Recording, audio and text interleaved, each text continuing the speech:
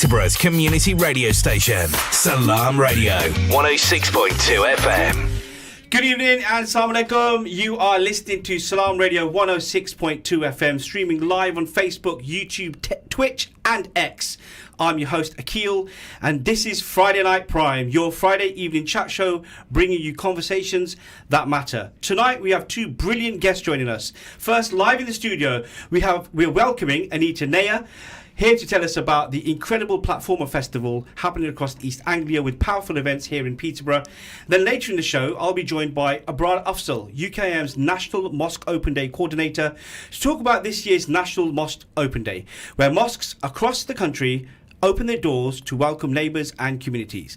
As always, you can get involved by calling us on 01733 602 133, or you can text the show on 07411 191062, or messaging us on Salam Radio socials. Stay with us, it's going to be an insightful hour. Assalamu alaikum, Anita. Alaikum salam wa rahmatullah. It's great to be here.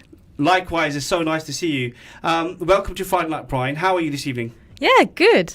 Feeling great. I'm glad to, be here with you and back at Salam Radio. Alhamdulillah. For those who haven't heard of it, what is the Platformer Festival and why is it so important? Yeah, so Platformer Festival is a festival happening all the way through the month of October. And it's a festival that's designed to bring people together to talk about our place, our belonging as South Asian, Arab and wider communities. It's organised by the same organisers who do Refugee Week, if you know that, Counterpoint Arts. And they're organising all over East Anglia. But here in Peterborough, it's 62 Gladstone Street Studio who are organising most of the activities, and we have so many. We have an exhibition at the museum all through the month of October called Bridging Landscapes, and that's all about displacement, arrival, belonging, and a lot of the challenges. There's a lot of dialogue there around current challenges we face. I'd love to pick some things out to go and see in that in a bit as well. But let me talk about the other things that are going on. We also have a film programme every Saturday in the museum, and it has a different focus every week. So this first week, from the 4th of October, it's going to be Britain and refugees. So we've got two films there. These are all free. Saturday, 11th of October, we have a world refugee focus. We are playing Millfield of Dreams, which many people were in. I was in that, I saw you. So definitely go and see that one. Especially because I feel like that was my Oscar moment. I just want to and it was a beautiful film. It was beautiful. Oh, amazing. There's loads more that evening. 18th of October is a women's focus. So focus on women's experience of displacement and resilience. But some really brilliant films that evening too. 25th of October is Palestine focus. So there's going to be the film Lid, which is quite a poetic film reflecting past, present and erased future of Palestine. And then one many would have heard of is No Other Land by Basil Ardra. Yeah. And definitely recommend that. On the same day, we have the amazing Makan coming to do How to Talk About Palestine, which is a workshop that will be at the museum. Can't remember the exact time, but have a look on the What's On museum, What's On. And Makan are great because in their workshops, they basically, it's audience led, and you come in and you say, this is where I get cornered talking about Palestine. And they're basically like fully professional in debating and how to position yourself on the front foot in those sorts of debates. All Palestinian activists running Makan. So Palestinian Day, 25th of October, definitely one not to miss. I've got a text that's coming in here already. Yeah, go on. Tracy's asking, everything that Anita is sharing right now, is it all free or do you need to register? Yeah, so it is free and you do need to book. So if you go again on the museum's website, What's On Platformer Festival, you'll see the exhibition, the films and the workshops. I'll do a few pics from the workshops as well as we go. There's a few I think your audience will like. But yeah, it's all free. The only thing that's not free is a brilliant play called The Table, which is going on at the Key Theatre. And that was co-created here with migrant refugee communities in the city. It's written by Aisha Zia, our local born playwright and also daughter of what was it called? Videotech. No, Videomatic. Videomatic, which became right. 62 Gladstone Street, which is our production company. What's interesting? Her production company, actually, really. no, believe it or not, it was the whole building. Okay, yes. So you've got 62, and then next to it you've got this fruit and veg shop, haven't you? Yeah. Actually, it used to be the whole thing. Yeah. And then there's one, I can't remember what else he used to sell there, but nevertheless, then that one section there, I think it was 62, and a little bit more of it, that was all Bollywood movies, Pakistani movies. I mean, we're talking the 80s here. And that's probably like a smile on my face because it's such a long time ago. But nevertheless, he was one of, I think, 3 that were in the city at the time. That was it. You know, good memories. So there you go. It's gone on to it's had its evolution. It has, and now now it's daughter, doing. Wow, she's doing great things. Yeah. And she's got a great director working with her on this play. He's directed at the Young Vic in London. He's directed at the Roundabout up in Edinburgh. So he's done amazing things. Wow. Subha Das, and it's great combination. So that's the only one that's paid, but there are free places if you've got refugee. Friends, family that you want to bring with you, there's free places for them. But if you go to the Key Theatre website, you'll see how to get hold of those tickets. Wonderful. So the festival is organised by Counterpoint Arts, the team behind Refugee Week. Uh-huh. What makes this initiative so unique then? So it's the first time it's coming to East Anglia. Okay. And it's coming to Peterborough specifically. And it's all across East Anglia. So, we're organising for Peterborough, but other people are organising in Cambridge, Norwich, Ipswich.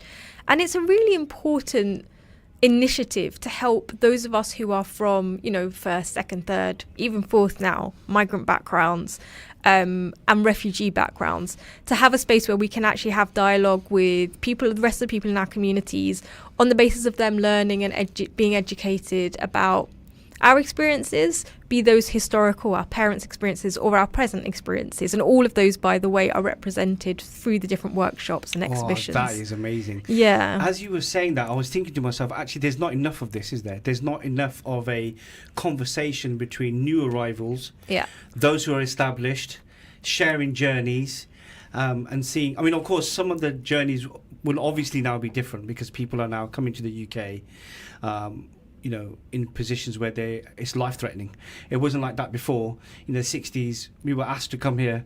Refugees, migrants built this country, and road, rail, you name it, they're involved in everything, weren't they?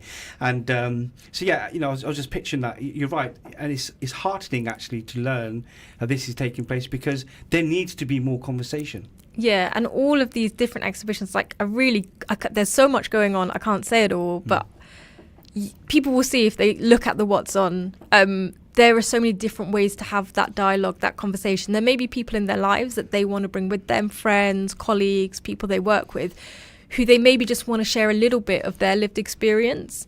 And also just engage with other people. We were saying before, right, communities are getting quite fractured, and you're talking about that later. And it's not just fractured between the far right and everybody else, but also within different communities, more recently arriving versus the more established communities. So these conversations are so much more important than ever before, and all of those voices that we've spoken about here will be represented, whether it's people arriving on the boats and the migrant crisis and the real people who suffer behind that, right? It's not us living comfortably here. It's true. But also those experiences that we've had of arrival as, for me, I'm third generation Indian. My grandparents came in the partition war. So it's absolutely tied. Wow. It's absolutely tied to colonial history, and so there's some really good pieces actually in the exhibition which talk about that. One really good actually contributor, I think he's Mohammed Adel. He's done a piece using glass George's flag. So he did this a couple of years ago, but it's relevant now. Very much so. Very, very relevant. Yeah. And he's superimposed it on things that make you think about colonial history a little bit more, and our place here actually, and our place of belonging, not just coming, like I think a lot of the Peterborough Pakistani community did, and contributing to the labour shortage. But even before that, my grandparents were British citizens before they arrived because they worked for the British Raj. I know that's a, toba. But there were so many in that, in that scenario. And also we all make big, contributions to our communities. We do, yeah. And I'm just picturing now if the British Raj could see us two talking right now, what he would probably be thinking. It's something to consider. Do get involved in the show. You can text us on 07411 191 062 or comment on the live stream, YouTube, X, Twitter. Twitch. I've got Anita Naya here in the studio. We're discussing this amazing set of events coming from Platform and Festival. Anita, 62 Glaston Street is, it's at the heart of many events. Can you tell us more about their role here? Yeah, so let me tell you a bit about why Aisha set this up, actually. Okay. So during the pandemic, everybody tools down, everybody had time to think. And there'd been a little gem in her mind for a long time. So Aisha grew up in Peterborough, moved to London, as I think many people do. Obviously, we have that problem with brain drain in the city. And she started to establish herself as a playwright, as a creative, and a curator as well, actually. And it had always been in her mind that in Peterborough there was not always enough space for all of our stories. A population of 10%, I think, British Pakistani population in the city. And then you have the Indian population, East African Indian, etc., etc. And space for our stories was hard to find. And making the case for our own cultural spaces in the city centre was hard, because people said, oh, well, those people never come to the museum or the theatre, so why should we put anything on for them?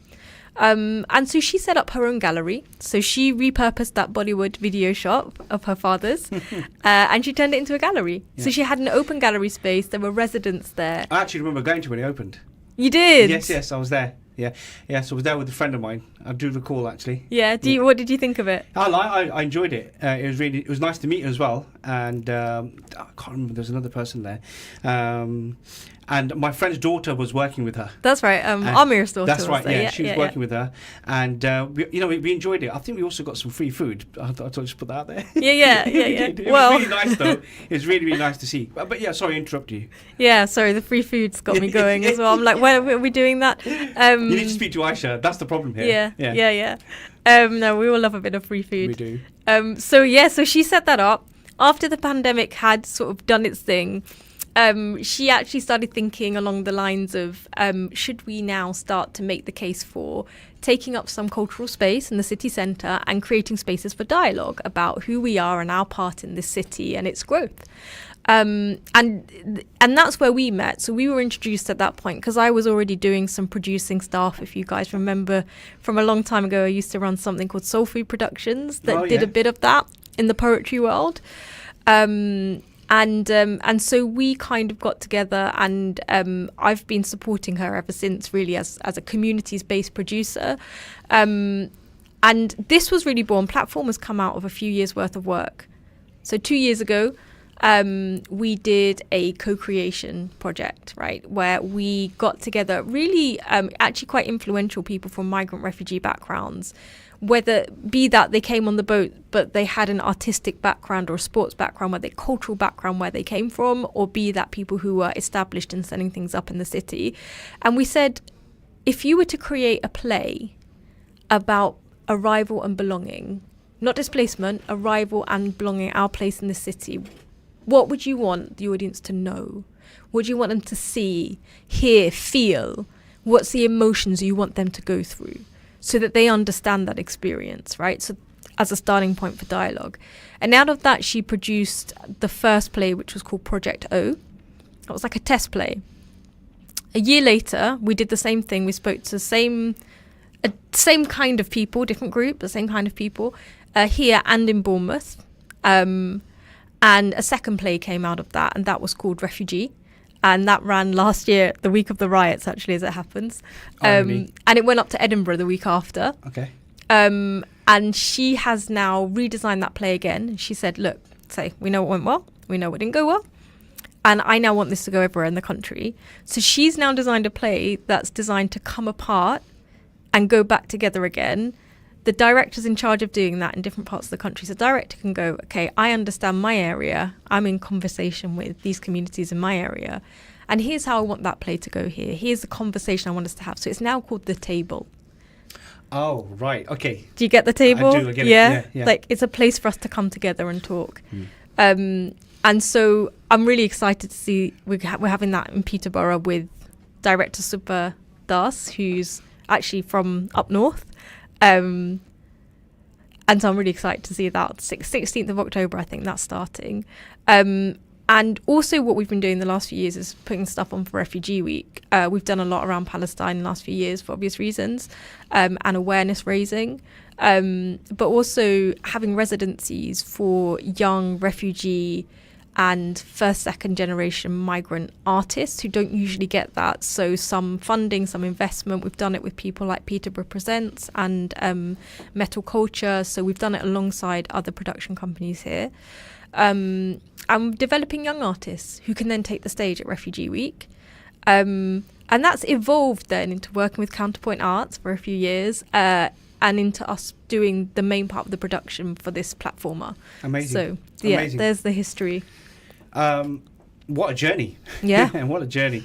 The Bridging Landscapes and the Slidefest exhibitions are being held in Peterborough Museum. What can visitors expect to see? Yeah. Oh, man. Guys, go to this, right? So Bridging Landscapes, such a range of artists. All of the pieces are about displacement, arrival, what happens when you arrive and what happens when you belong. There are artists from all over Africa, North Africa, Lebanon, amazing artist from Lebanon, Aya Haider, who's actually featured on the front cover of this, and she's doing a stitching workshop, by the way, on the 4th. Go to that. I'm going to that.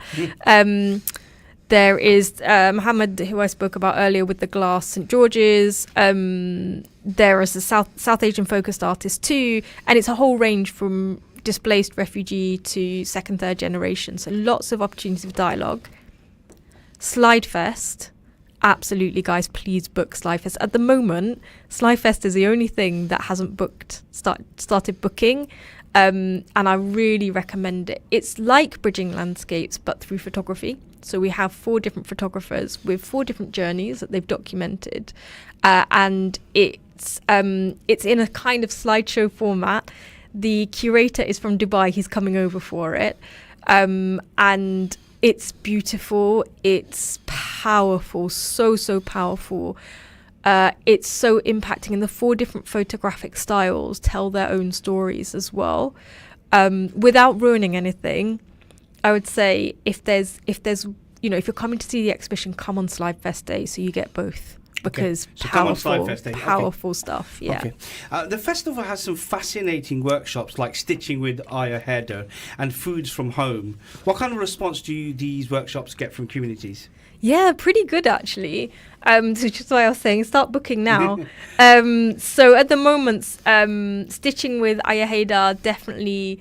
We've got a lot of people who are into textiles coming to that. We have a really diverse group of people actually from different backgrounds.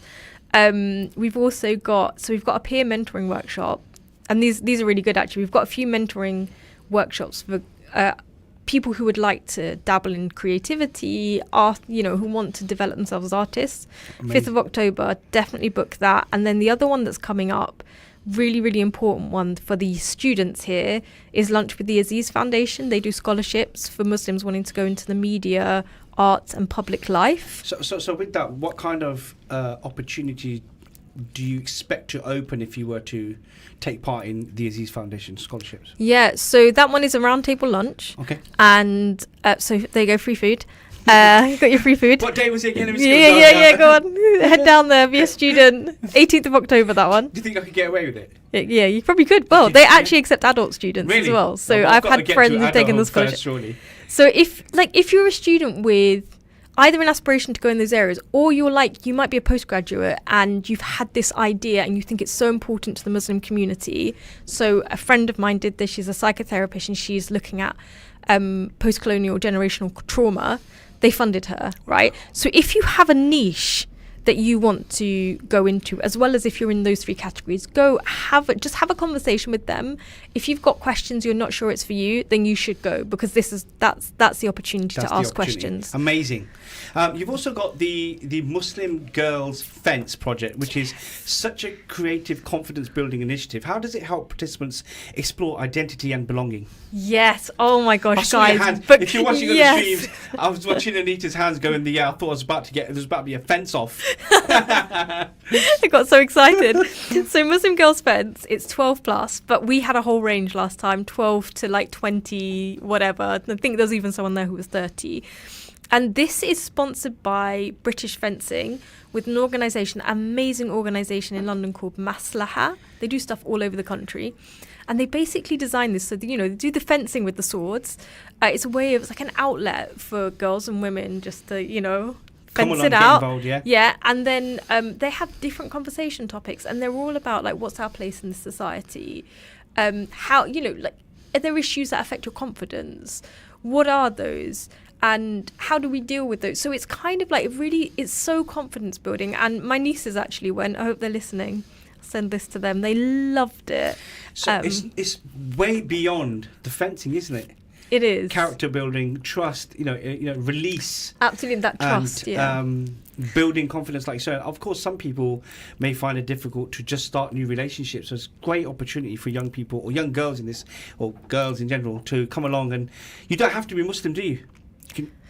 Well, yeah, I think you can come along if you're not Muslim. Yeah, just it's get cool. involved. It was designed, Maslaha do Muslim targeted programming. If you feel like, though, you want a conversation about your place in this community, and I think a lot of different people want that at the moment, it still would work for you. I thought so. Yeah. And I'm glad you asked that question, actually. So a lot is happening towards the end of October, but there's Palestine Day and films and discussions. And how do you see this connecting with wider festival themes? Yeah, so obviously when we're talking about displacement, we know what's happening in Palestine is displacement before our eyes. Yes. And it's really, I think that there's a lot of things in there that hopefully will help us all to do our part. Definitely how to talk about Palestine.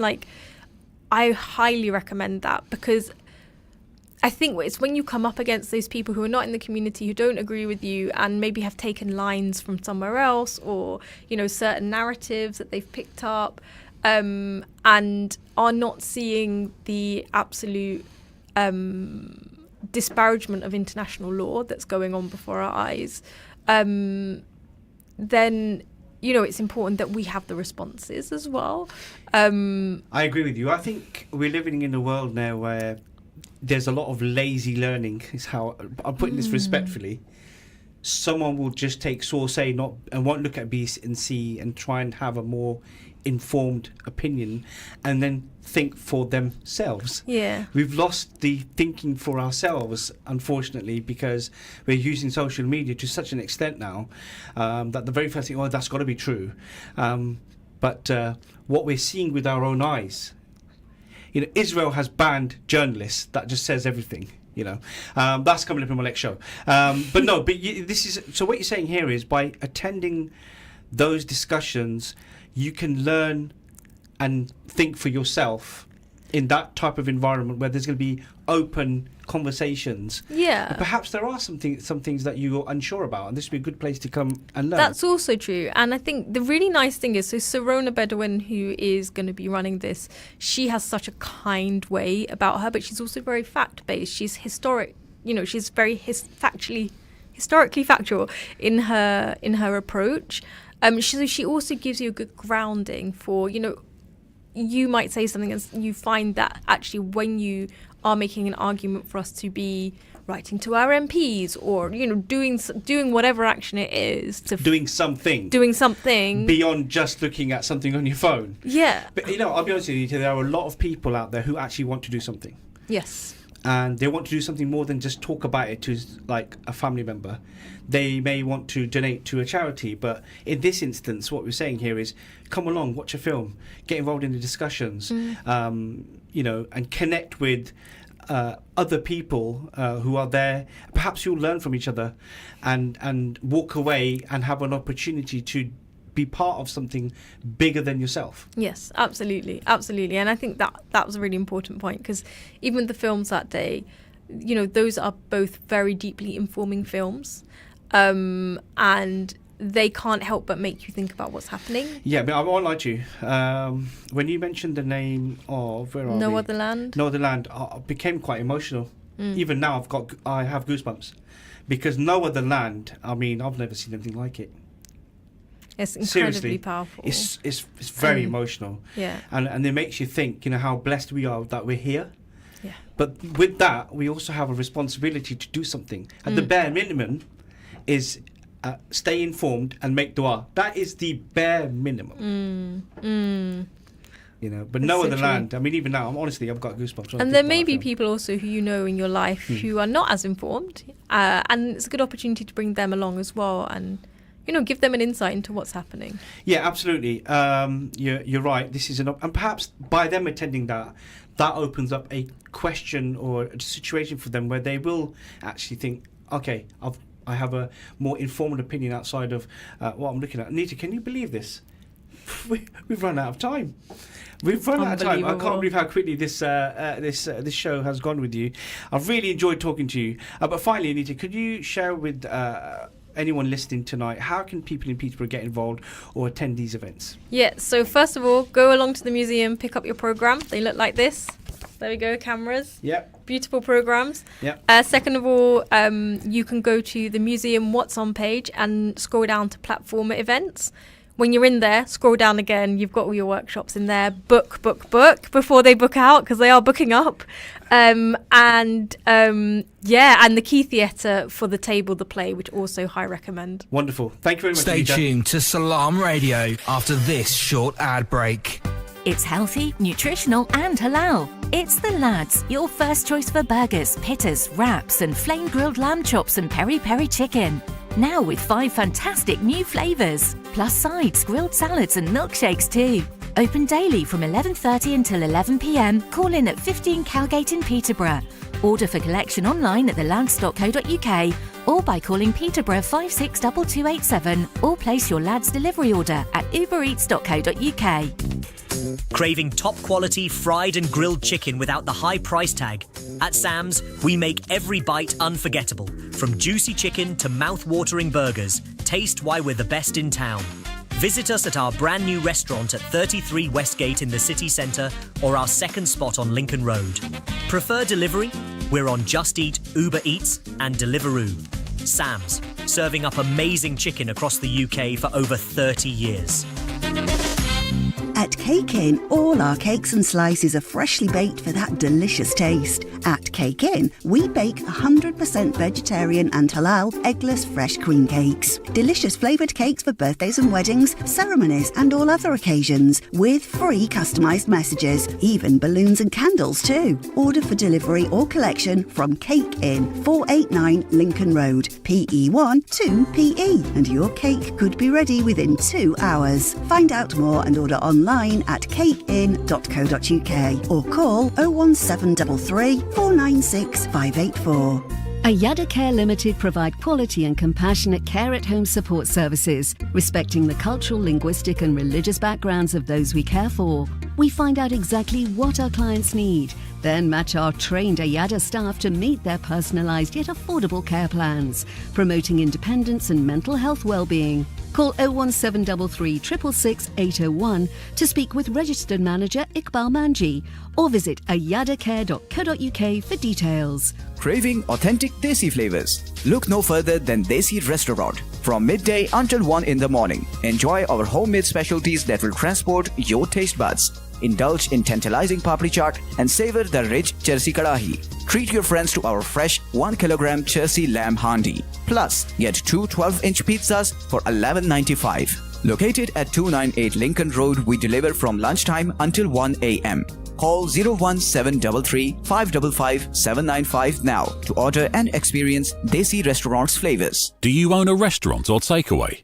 Cater Fair is an expert supplier of new and used commercial catering equipment.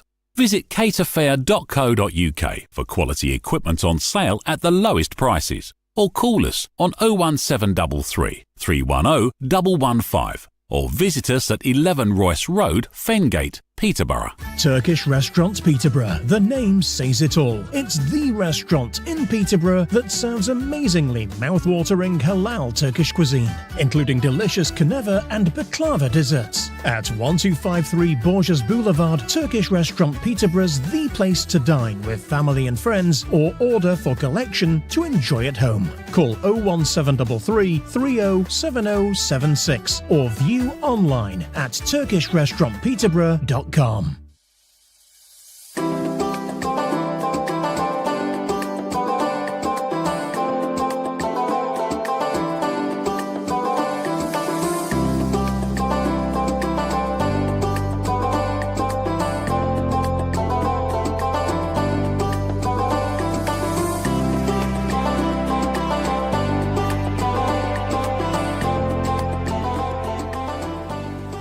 This is Salam Radio, Peterborough's Muslim community radio. Broadcasting on 106.2 FM and online. Assalamu alaikum, good evening. Welcome back to Friday Night Prime live on Salam Radio 106.2 FM.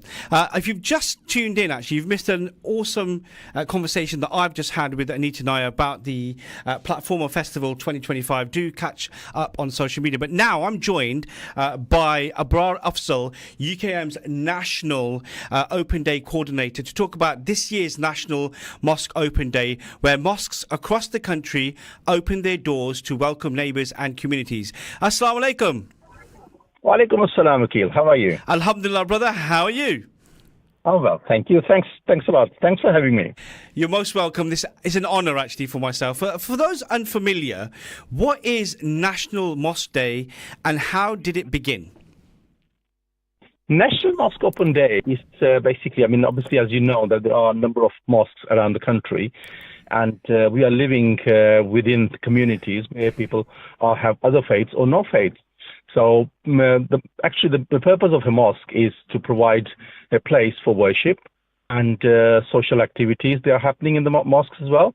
And it allows the other people to come in and have a look and have a dialogue and have a discussion to learn about, their Muslim faith and what happens in the mosque. So up and down in the country, there are a number of mosques who are opening their doors. And especially we are basically making a special occasion and we are serving food, delicious food, samosas, pakoras, they're going to be there. And we are going to tea, coffee, inshallah. So it will be a good occasion to bring your friends, colleagues, neighbours, and if they haven't been to mosque, it'll be a good opportunity. Sounds amazing. Can I just? As soon as you said samosas, you kind of had my attention. I started thinking which mosque in Britain can I go to? But whoever's taking part, they will have samosas. I hope so. And some are serving biryani as well. Fantastic, absolutely fantastic. But you are right, of course. Hosting a mosque open day is a great opportunity to dispel some myths, also to share with your locality some of those social services that you may provide. For example, a mosque may have a food bank, or it may have a counselling service, or it may have a marriage service. And often people don't know about these things, do they? They see mosques as just prayer centres. That's true. Mostly, mosques or any religious place, we think, they are just, people go there and then pray to their God and, and that's it. But, mosques are kind of, a very vibrant place. They are, just providing not only for worship, as you know, there are 5 daily prayers, and in Ramadan, there are extended prayers happening in the evening as well, and Eid prayers. But during the year, as you mentioned rightly, there are many services, just like eye care. And in Peterborough, I think they are doing it excellent, great job. And up and down the country, other mosques are taking part into that and providing the service to, doesn't matter whatever people's beliefs are, whatever their backgrounds are. So they are just basically helping and supporting these people who need extra help, extra support. Bills are going up and it's kind of creating problems for everybody. So no, you're right. You're absolutely right. Yeah. Human just connection with each other. Yeah, definitely. And You're right. You do touch on some really, really important services and the need for understanding. I think in the current climate as well, given what's taken place in the last few weeks in the UK, and of course you could argue in the last 8 years across the United Kingdom, this is an opportunity, isn't it, for mosques to be open to the wider public and just get to know each other. You know, perhaps there's somebody who's lived right near a mosque for a long time and, you know, has a question, I guess, or an opinion or something they want to share, but they don't know how to. So this would be a warm environment, won't it, where you'll have people. Am I right in thinking this is an opportunity for people to chat and potentially watch a prayer take place, should it be in the time frame they walk into the mosque? Yeah, definitely that's going to happen. And as you rightly mentioned, I mean, the main thing about, putting these together, these mosque open days up and down the country, is to give an opportunity to our neighbors, our colleagues who haven't been to mosque or they don't understand what the mosque is all about, and how, basically Muslim community is contributing towards the British economy and as well as, day-to-day life of, people. Amazing. So it is happening, all over the place, and it is an opportunity for everybody to come in, have a chat, have a discussion, because end of the day, we are human beings, just like, anybody else. We play football, just go and watch football, and we have chat about it. And then on the other hand, we have got many issues which are quite common, regardless of which background are we from, which area are we from. So all of these things. So if we talk to each other, it's the best thing to do to break these barriers. But when we don't talk to each other, then automatically walls are going up, and it is not possible to just say, okay, it is not possible for this community to do this or that. So it is important for have a chance of to talk to each other, make sure that we are learning about each other. Knowledge is a power, that's why they say it. So this is an opportunity for everybody, from people of other faiths or no faith, just come in, have conversation, have some food, and learn about Islam, what Islam says about humanity, and how it is relevant to today's world. So Islam is not just like 1400 years ago when it came and that's it now, but Islam today is relevant, and hence mosques are playing a very, very important role, how to upbring our next generation. So it is a very important role mosques are playing, and it is, I think, it's very important that people around us they learn about it, and then they have a better understanding of each other rather than misunderstandings which have been created a lot of times in our society. Yeah, I totally agree with you. Couldn't have said it better myself. What type of feedback do you usually get from visitors who may be stepping into a mosque for the first time?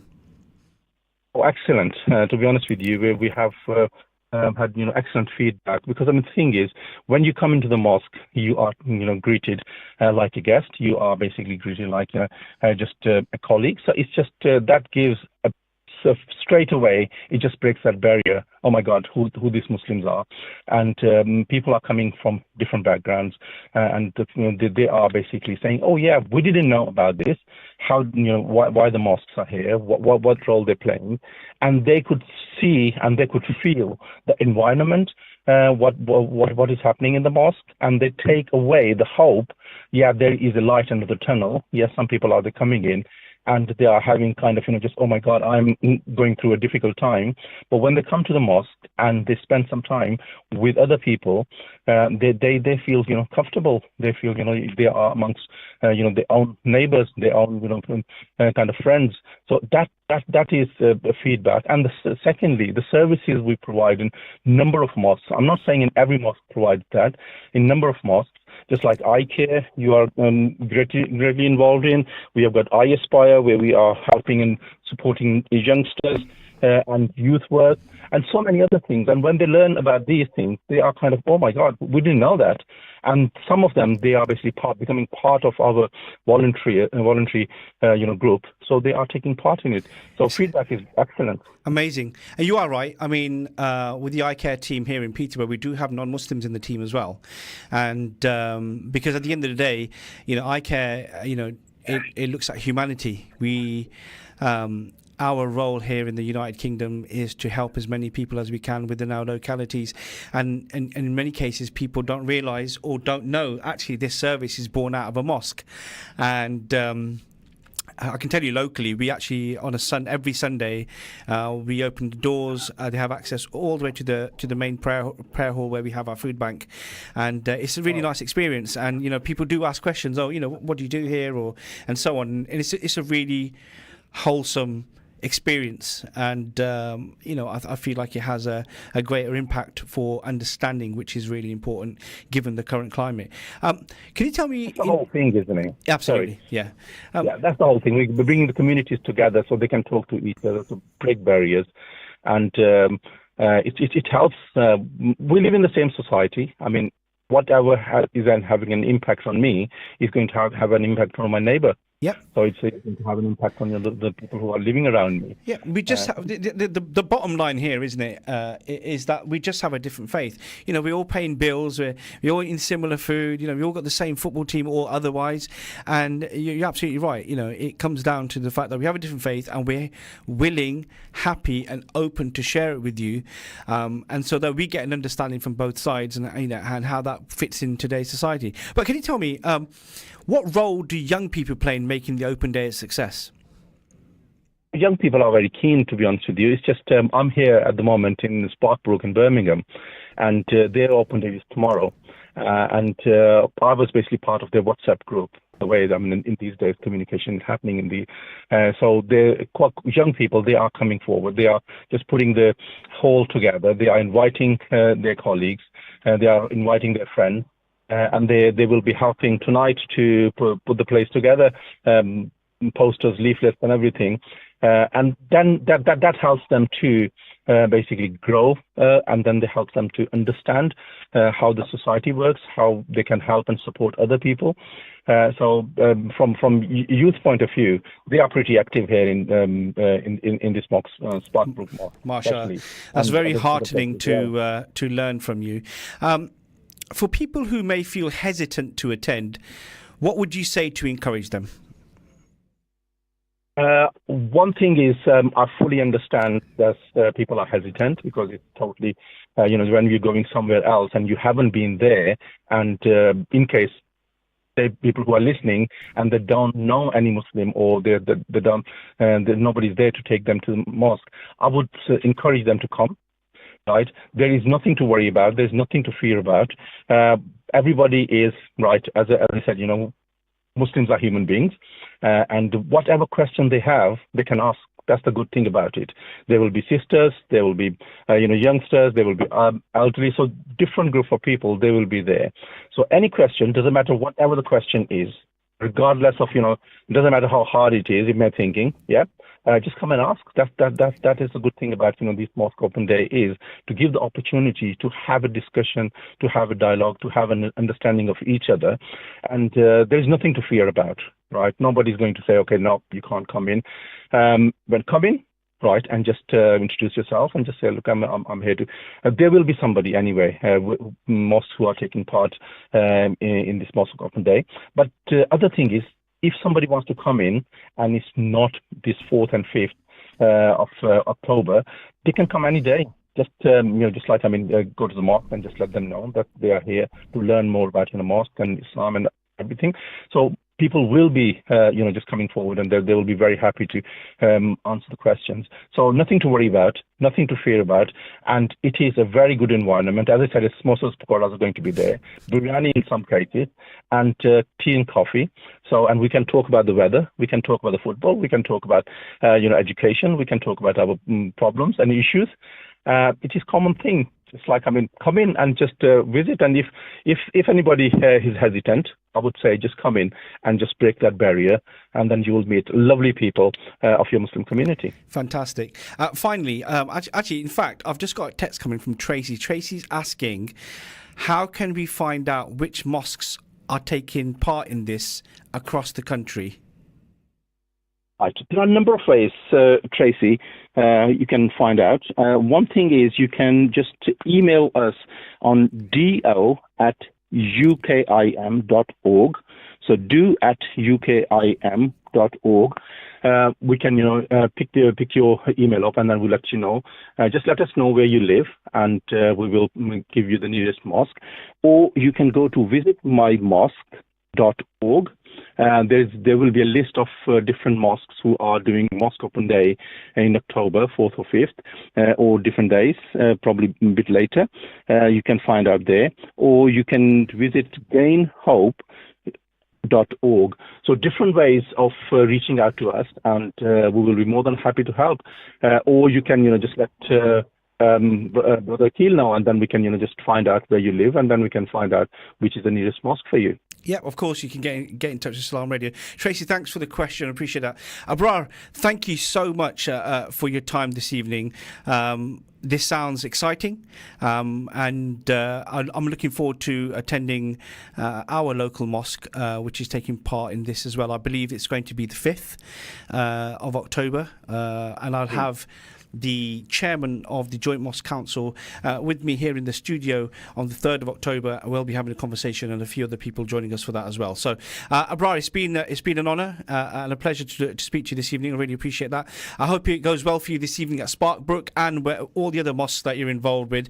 Allah bless you and your team and all the efforts that you're doing. Jazakallah khair. Many thanks. Thank you very much. Many thanks for your giving me the opportunity. And just come in, anybody who's listening, and we are more than happy to basically welcome you. And okay, Allah Hafiz. Assalamu alaikum.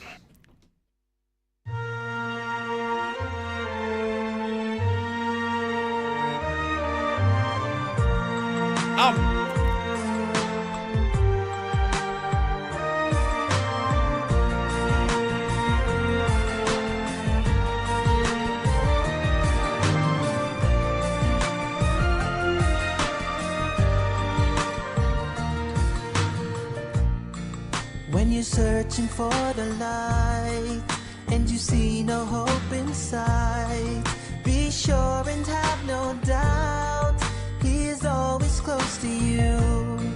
He's the one who knows you best. He knows what's in your heart. You'll find your peace at last if you just have faith in Him.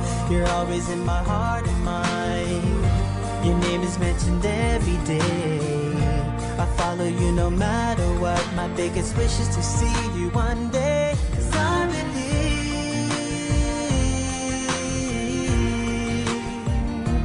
I believe,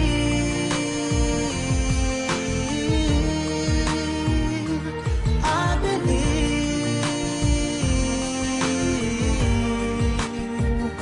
Do you believe?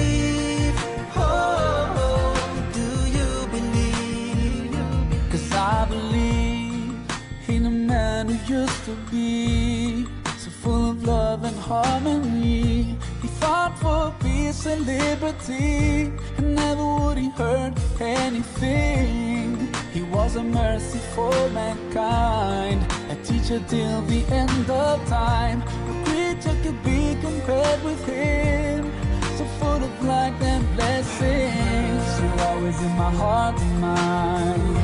Your name is mentioned every day. I follow you no matter what. God wills for me one day. 'Cause I believe, I believe, I believe. Do you believe? Oh, do you believe? If you lose your way, believe in a better day. Trials will come, but surely they will fade away. If you just believe what is missing, just open your heart and let His love flow through. I believe, I believe, I believe, I believe, I believe, I believe, I believe, I believe, I believe. and now I feel my heart is at peace. 'Cause I believe.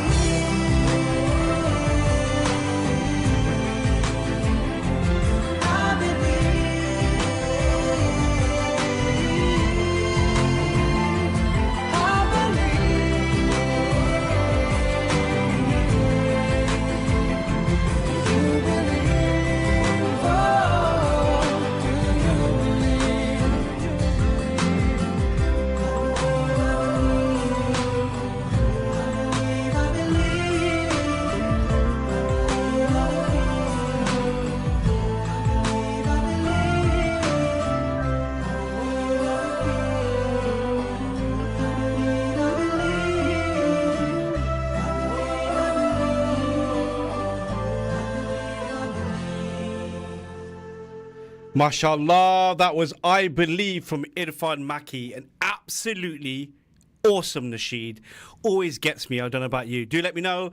You can text me on 074 191 062, or you can comment on the live stream, Facebook, YouTube, X or Twitch. So I want to give a quick shout out actually to my BA for the evening, Ali Mahmood. Absolutely awesome. Really, really appreciate your support. You can't see him. He's behind the scenes. He's taking care of all the technology this evening. He's doing a fantastic job and I really appreciate it. And with that in mind, I'm playing this track for you.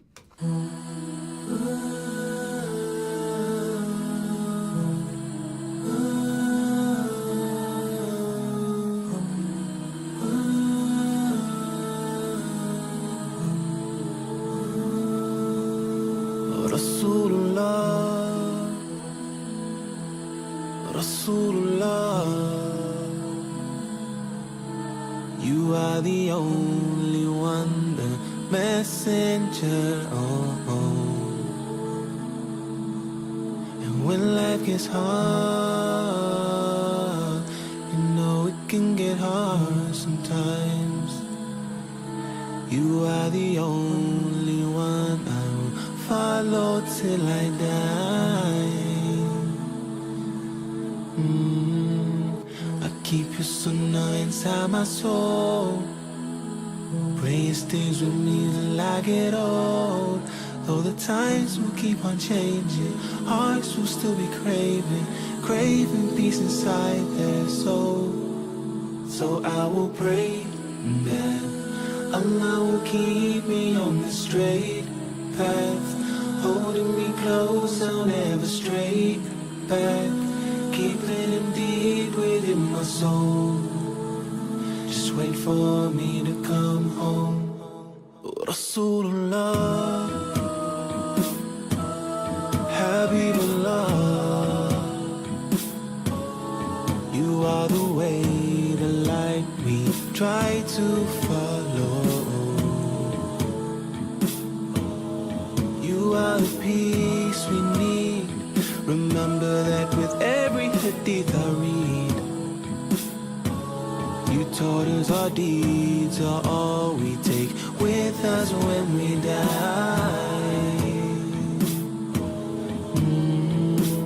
I keep your sunnah inside my soul. Pray it stays with me till I get old. Though the times will keep on changing, hearts will still be craving peace inside their soul. So I will pray that Allah will keep me on the straight path, holding me close, I'll never stray back, keeping him deep within my soul. Allah forgive me whenever He comes to try to trick me. Show your mercy.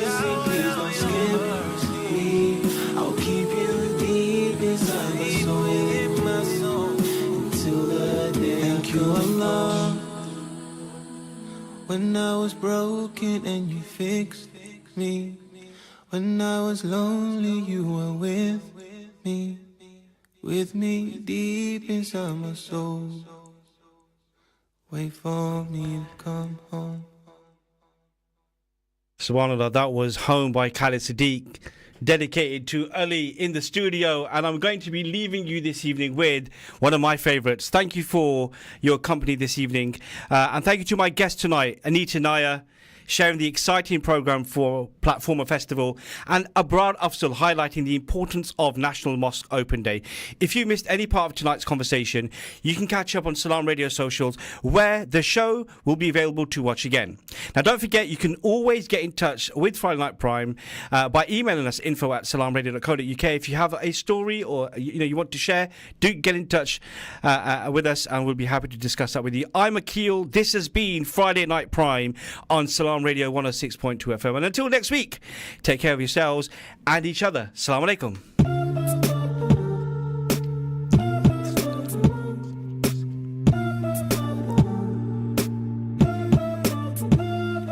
Yo, before I start this verse, I think it's best that I say. I ain't pious, I ain't righteous, I ain't one of the greats. I ain't Umar, I ain't Ali, I ain't Ahlul Bayt. So now we got that straight, let me express my faith. Cause all the people wanna know how you got on Dean, bro. What made you leave the scene, bro? What light did you see, bro? We see you got a beard now, so we wanna hear how this new improved Muslim has just magically appeared now. Well, let me stop you there and let me make this clear. I ain't doing this for fame, cause fam, I do not care about the people or the praise, about how loud they cheer, or if they still remember me or when I'm not here. Cause if it ain't for Allah, who am I doing it for? When the angels raise me up and ask me who is your Lord, tell me what will I say about the times I didn't pray, about the nights I'd roll around like I won't see the day, when the mountains will fall and the people will say, Ya Rabbi, send me back to earth for one more day. Give us time to repent, time to change our ways. The clocks will not go back and you can't skip your grave. I swear it broke my heart the night I heard Twan died, cause it didn't make no sense. How could they kill my guy? I swear I broke straight down. Why is this life so crazy? I crumbled on that floor that night, I cried like a baby. Then I wiped my tears, I swear the truth was clear.